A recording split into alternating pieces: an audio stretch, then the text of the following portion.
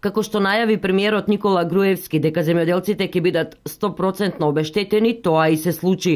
Од денес започнаа исплатите за првите 120 земјоделски домакинства од општина Могила, како еден од најпогодените региони од овогодинешните поплави.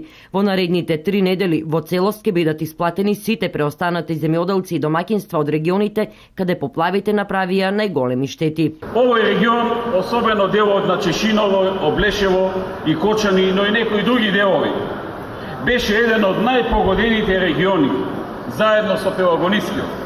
И знам дека многумина претрпеа огромни штети, затоа што ова беа поплави од невидени размери досега.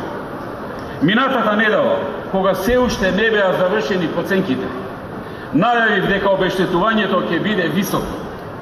Сакам денес да потврдам дека со цел да им се излезе во пресред на луѓето чија земја и имоти настрадаа, владата ќе изврши 100% обештетување за сите погодени, согласно проценката на проценителите, кои на терен ја вршат проценката.